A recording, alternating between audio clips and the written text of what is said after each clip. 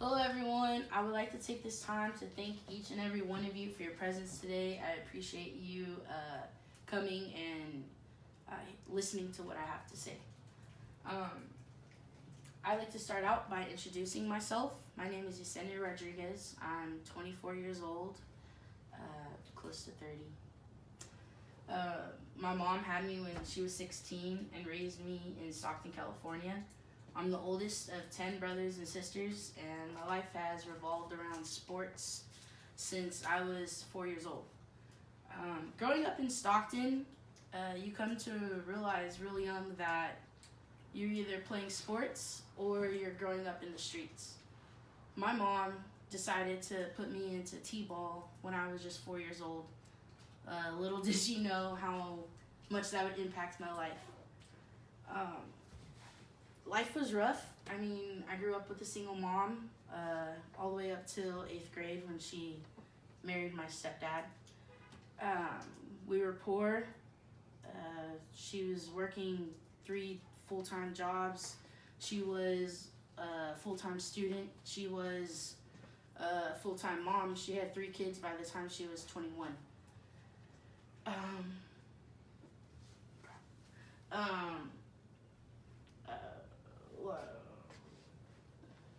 Late nights and the weekends were really the only time I got to see her since she was working and going to school so much. And on that time, she was playing softball for herself, and she used to take us to those games. And it was inspiring to me because I used to see my mom just hitting bombs, throwing girls out, having a lot of fun on the field with her friends. And one day I just asked her if she could just show me how to play like her. Well, my mom is teaching me how to play ball. She signed me up to play Little League softball. Because of my mom, I hit harder, I threw harder, and I played harder than most of the girls my age. It got to a point where the game in Little League it wasn't enough for me, and it was just getting way too easy. It wasn't challenging enough for me. When I was in 8th grade, my mom decided to sign me up for travel ball. And in the softball world, that's where the best of the best girls play. And this started off a huge career move for me because I started to think about going to college, and I started thinking about playing for the USA softball team. Now at this point, I dedicated my teenage years and my foreseeable future to softball. That included sleeping, eating, and training for softball. I don't know how my mom did it and my stepdad, but they found extra room in their budget to get me specific training for hitting, fielding, and catching. Once my mom and my stepdad started to invest in my future and believe in my talent, I knew I never wanted them to pay for my schooling. I was going to get a full ride scholarship. I don't know if you know how much travel softball costs, but just for 1 year, including hotels, traveling, and just the team fees, it could cost between like $5,000 and $7,000. My parents struggled for many years just because they believed in me. The personal training ended up paying off because my junior year of high school, I ended up playing for the OBS Monarchs. The OBS Monarchs were the best team I ever played for. They were ranked 16th in the nation. Playing for the OBS Monarchs was a learning curve.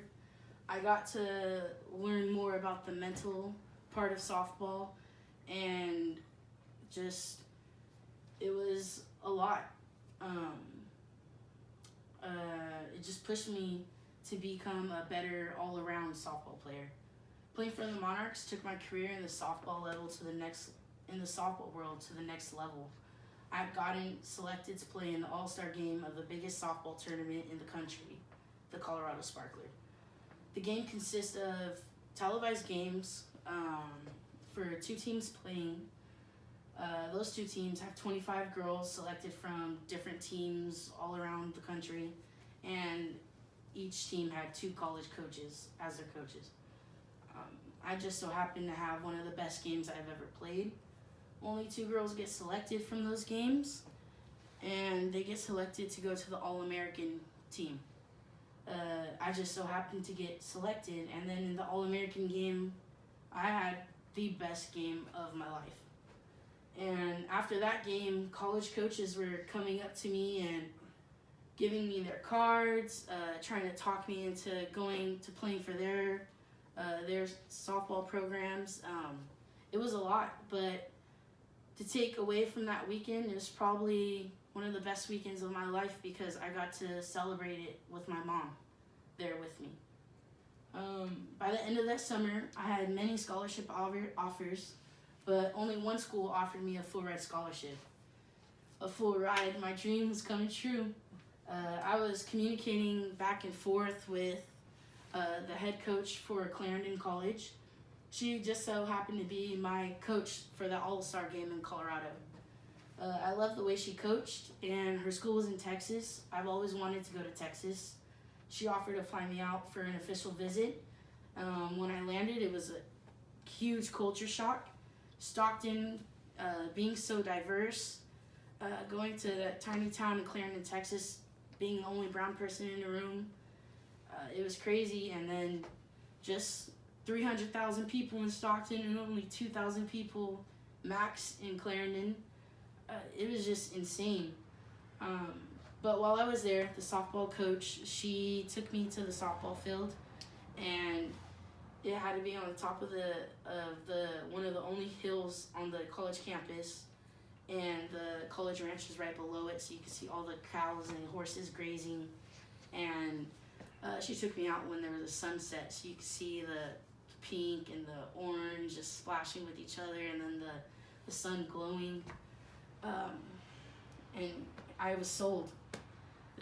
I wanted to play softball on that field, and her offering me a full ride on top of that is, I didn't want to hear any other offers after that.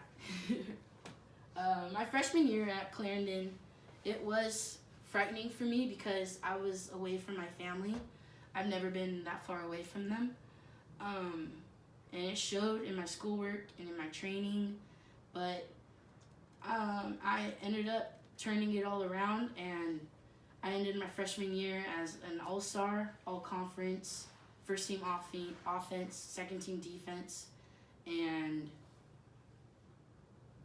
captain of the softball team as a freshman. Not many people can say that they did all that as a freshman at school.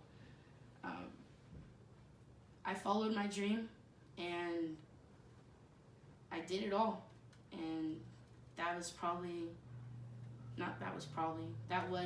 one of the best moments of my life, to prove to myself and to my parents that they didn't waste their time and their money on me when I was younger, and that they believed in me for the right reasons.